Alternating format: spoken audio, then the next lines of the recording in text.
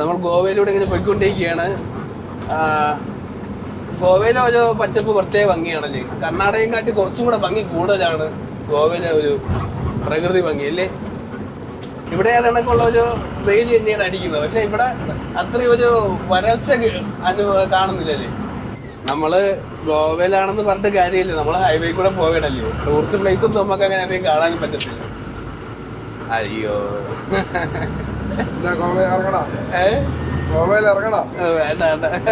റോഡൊക്കെ വീതി കൂട്ടുന്ന പരിപാടിയൊക്കെ നടക്കുന്നുണ്ട് ഇവിടെ അല്ലേ. ഇതിപ്പോ ഒരു സിംഗിൾ ട്രാക്ക് അല്ലേ. ഡബിൾ ട്രാക്ക് വരെയാണെങ്കിൽ അല്ലേ അടിപൊളിയായിരിക്കും. എന്ത് രസമല്ലേ.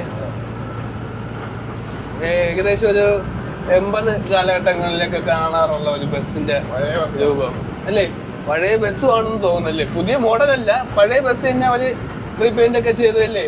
ആ ഒരു രീതി കൊണ്ട് കിടക്കുകയാണ്. അടിപൊളി ബസ്സുകളാണ് ഗോവയിൽ മൊത്തം ഉള്ളത്.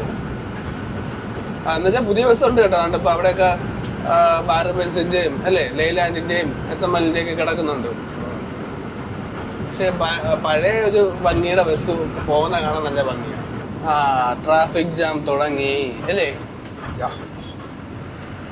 സിറ്റി എത്തി അല്ലേ. സിഗ്നലാണല്ലേ. ഇതൊരു പഴയ വണ്ടിയാണ്. അതിന്റെ നമ്പർ പ്ലേറ്റ് കണ്ടാ അറിയാം അല്ലേ. GDS. ഇപ്പോഴത്തെ രജിസ്ട്രേഷൻ എന്ന് വെച്ചാൽ GA ആണ്. ഇത് GDS. നമ്മളവിടെ KRX അങ്ങനെയൊക്കെ ഉണ്ടല്ലോ പഴയ 80 കാലത്ത്. അതേ കണക്കത്തെ ടാങ്കർ വണ്ടിയാണ് പഴയ. ഇതാണ് ഗോവ അല്ലേ. ചെറിയ സ്ഥലവും വലിയ ബ്ലോക്കും അല്ലെ.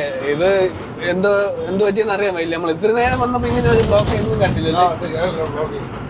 ഇത് കിലോമീറ്റർ കണക്ക് ദൂരത്തില് ബ്ലോക്ക്.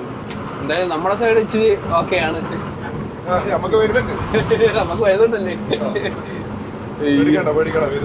എന്തായാലും സമയം ഏകദേശം 5 മണിയൊക്കെ ആയല്ലേ. ഇവിടുത്തെ ഹൈവേ എല്ലാം നല്ല ഹൈറ്റിൽ കൂടെ പോകണം അല്ലേ. നോക്കിയാണ് 2 നില പൊക്കത്തിലൂടെയാണ്. ഈ ഒരു ഹൈറ്റിലാണ് ഹൈവേ അല്ലേ. നോക്കിയിട്ട് ആ 2 നില വീടൊന്നും കാണാൻ പോലും ഇല്ല. 2 നില 3 നില വീടൊന്നും കാണാൻ പോലും ഇല്ല. എത്ര ദൂരത്തില ഈ ഒരു പാലം പോയേക്കുന്നല്ല ഈ ഒരു ഹൈറ്റില്.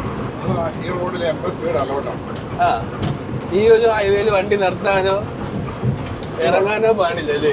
ഇപ്പൊ ഇത്രയും ദൂരം വന്നതിൽ ഏറ്റവും അടിപൊളി റോഡ് ഇതാണല്ലേ. നമ്മൾ ഇത്രയും ദൂരം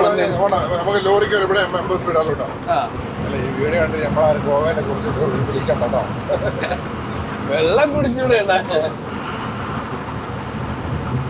മൊബൈലൊക്കെ ഉപയോഗിച്ചാ പറയാം. ആരാണ് വെള്ളം കുടിക്കാതെ വണ്ടി ഓടിക്കുന്നത്.